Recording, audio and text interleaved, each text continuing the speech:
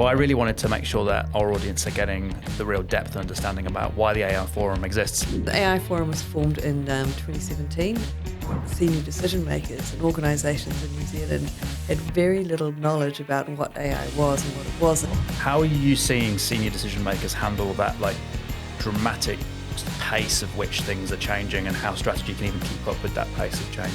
That only 1 in 6 New Zealand companies had AI anywhere near their strategy. With the recent briefings and the change of government, how are you seeing the topic of AI weaved into those digitisation conversations? New Zealand was once recognised as a highly digitised government and was ahead of the curve on a global basis, and it's a risk of falling.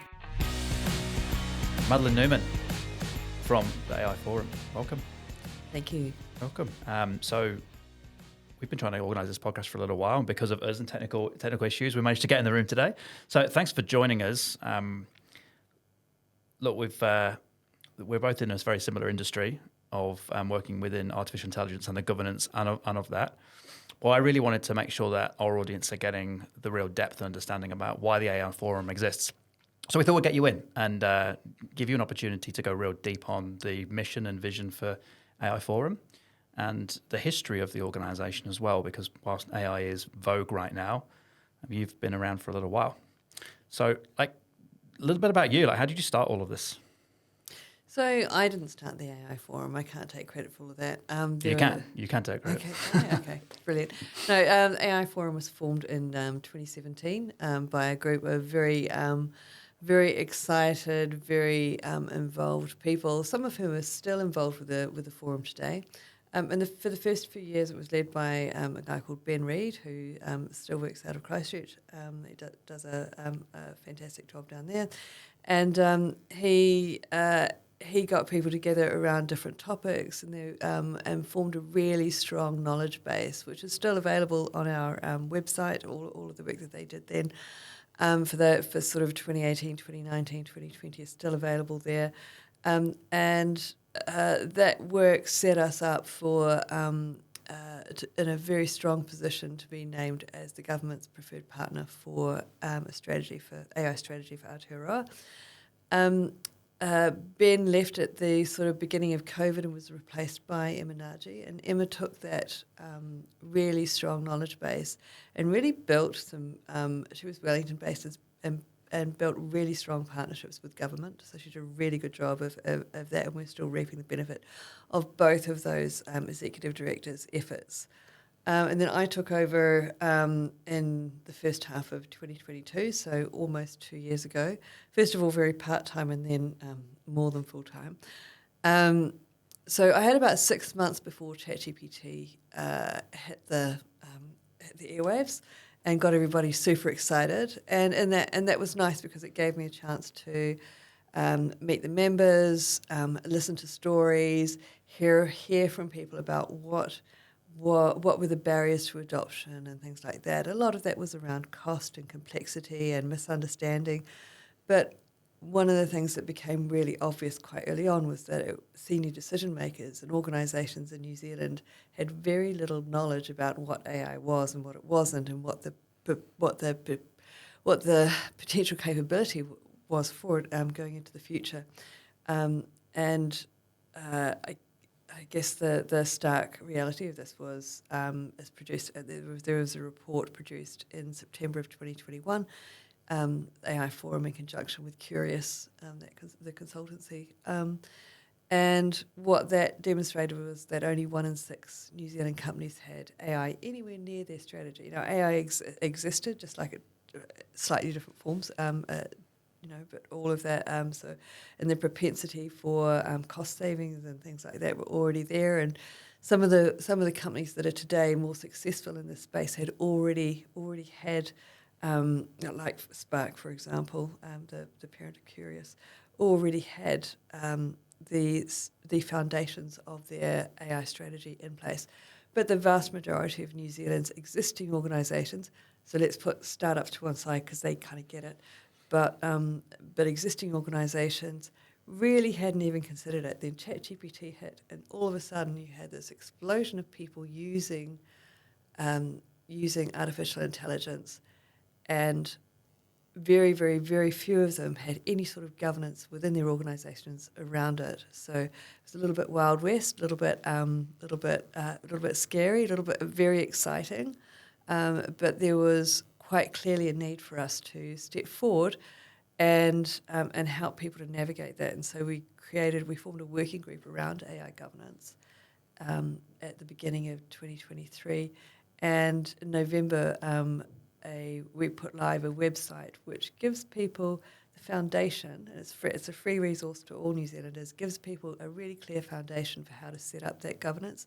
And the other thing we did during 2023, and we carry on this year, though not to the same extent, masterclasses to help senior decision makers to understand what AI is, what the opportunities and what the risks are, so that they can adopt it in a good way. So and recognising that there are risks and there are always bad players, how do I adopt it in a safe way? How do I behave with it? How do I engage with my customers? How do I do all of those things in the right kinds of way?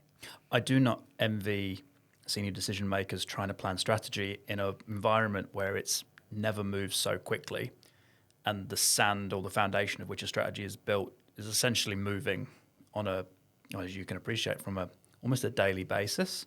How are you seeing senior decision makers handle that dramatic pace of which things are changing, and how strategy can even keep up with that pace of change? It depends on the organisation. So obviously the organisations that I talk to the most are probably organisations that already have something in place, or they're organisations that want to ask questions and want to find out how to navigate this stuff safely. On the flip side, a lot of organisations have said, let's just ban it. And of course, we all know that doesn't work. There's no point doing that. People can access this stuff on their, people can access generative AI on their personal devices. And not only that, it's now embedded into most of the products that you use within your Office suite. So whether that's Microsoft or Google or any other, these tools are embedded in that. So banning it's not really an option. The best thing to do is to recognise what it is and to put some rules in place that help to, or guardrails rather, in place that help to protect your organisation, your clients, and also give everybody confidence that you know what you're doing about it. We're not the only ones that run masterclasses anymore. There's a lot of people out there running them, and we're about to start some work with the Institute of Directors to help them formulate an online learning platform, which will help directors and executives navigate this world much more effectively going forward. So from a director's perspective and a senior executive perspective, this sounds like there's a really good tool chain to help enable and educate, form strategy and awareness for what's happening on the grassroots of an organisation. Pivoting to government and the vast amounts of money that are being spent on digitisation of government and the minister that's driving that piece of work, with the recent briefings and the change of government, how are you seeing the topic of AI weaved into those digitisation conversations? It's fair to say that I think it's much more active than it was under the last government, and we're a completely apolitical organisation. And I have, two of my executive council members are government representatives, and it's really good to have them there. What we're finding at the moment is that the conversation about artificial intelligence and other advanced technologies is much more on the forefront. So they're much more engaged with it. With the previous government wasn't really. They would have liked to have been, but they had they had a lot of things on their plate. Doesn't mean nothing happened at all, but it does mean that this time around there's a lot with this current government. There's a lot more engagement. There's a lot more interest in, I guess, looking at using these tools to help New Zealand's productivity improve, to help us to advance and succeed globally and locally as well. But when we talk about productivity, I like what Dr. Ganesh Nana talks about, which is productivity is not measured in GDP. Productivity is measured in your quality of life, and the impact that tool sets like this can have on freeing up you to do your job within the timescales that you have to make you superhuman 100%. are amazing. Yeah. And the ability to, especially within government, and the amount of investment of taxpayer cash that goes into running the country, and the best use of that cash, if that can be optimized and put into frontline services, then again, it is increasing life value for anyone that's receiving those life services, and a better distribution of cash can't really be argued against in terms of a bad use of. That's right. And the other side of that is that AI has been around, and generative AI aside, machine learning and data analytics have been around for quite some time, and the ability to AI's ability to bring together massive disparate data sets and provide you with more holistic answers to some of the problems that maybe we have, and therefore direct your resources in a more effective manner, can't be underestimated. No, 100%. And in recent ministerial briefings over the last couple of weeks, there was a call out, I think it was from MB, but don't quote me on that, around the concern or the calling that New Zealand was once recognised as a highly digitised government and was ahead of the curve on a global basis, and there's a risk of falling behind that. With your experience of looking at overseas markets, because you do a lot of work in and outside of New Zealand, what's your take on that? I think there's been a lot of, and this is not just confined to government, this is New Zealand companies. I hear a lot of stories about people going, oh, can we have, can you talk to us about some artificial intelligence? And when you ask them what their actual problem is, you find out that they've been on a digitization journey that they haven't completed. So they're talking about wanting a task completed that is actually an API, simply from one system to another. They don't need artificial intelligence for that. They need to complete that digitization journey. One of the things artificial intelligence can help you do is to achieve that journey faster and better and stronger and all the rest of it. But I think we've been it's one of the reasons why our productivity levels are relatively low. And I'm not going to say how low because I always get into trouble when I quote numbers. One of the reasons why that's, really why they are low is because we've had this desire to go on a digitization journey, but we haven't really completed it. Well, some companies have, and they're being really successful and have a massive competitive advantage, and others not so much. But again, this sort of technology gives them the opportunity to leapfrog that productivity. Leapfrog that productivity gap and become hugely competitive internationally. And I think if you have a look at some of I mentioned startups before and not being worried about them because they really get it. If you see some of our startups, you can see why that is true. While we're not necessarily the best at adopting some of that technology here, our health tech is amazing. We're really, really good at this stuff. We've invented all kinds of really, really amazing stuff that can help generally in diagnostics, but also treatment. And it's a shame that at the moment in New Zealand we find it quite difficult to adopt that technology beyond a pilot scheme, whereas internationally those companies are now, billion-dollar unicorns. Yeah, I mean, interesting that you mentioned the ability for New Zealand to create good startups with good out-accelerated IP from international competitors.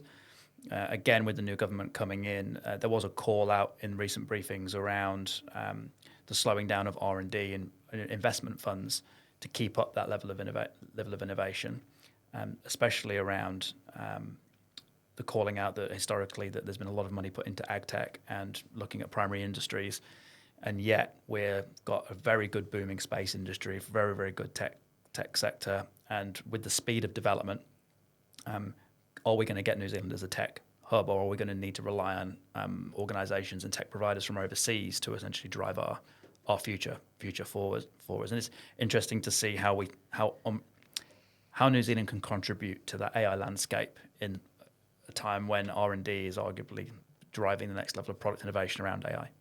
So there was a report put out a couple of weeks ago by the Auckland Chamber of Commerce calling for support for Auckland to become an international tech hub. And you might think, well, that's dreaming, but it's not. We actually have the essence of what could become an international tech hub right here especially focused around three particular areas. One was creative industries, and there's a whole new hub out in Henderson focused around that space. We've also, and then there's the schools, the design colleges in Auckland who can feed that beast. Not that it's a beast. And then our health tech area already focused, that's already growing up in the Grafton area around the Auckland Med School, University of Auckland space there.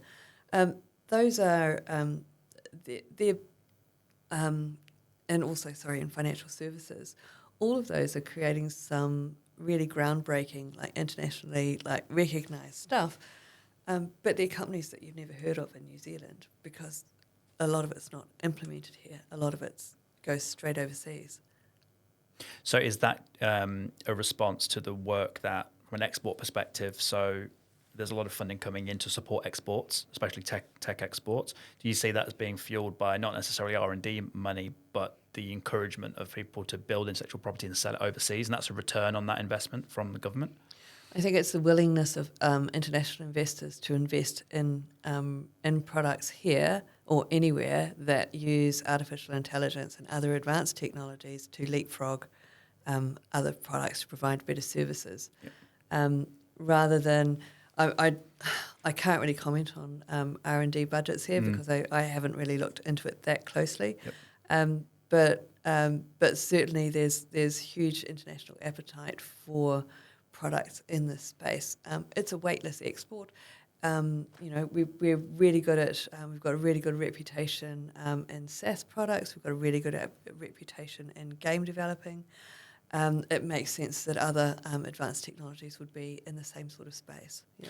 So it's been a hectic couple of years. So you came into 6 months pre what arguably is the largest product market fit that we've seen in recent times.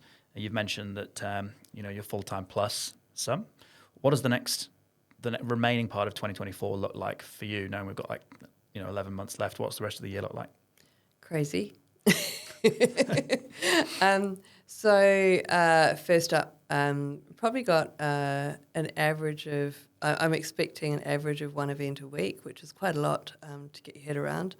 I don't do them all. I hand them off to experienced members like yourself to front some of them, which is great because you've got to share the load, share the love. Big events coming up. We've got our AI and creative industries running at the beginning of March, so 5th and 6th of March, out of Wellington, but live streamed to venues around New Zealand. That's bringing us into a global conversation. It's going to be covered by the BBC and The Economist. We've got Cristobal Valenzuela dialing in from New York to participate. We've got and some other very big names from around the planet, all centred in New Zealand, which is amazing and testament to the thought leadership that goes on here, and the fact that we are really good at this stuff. We are viewed quite highly.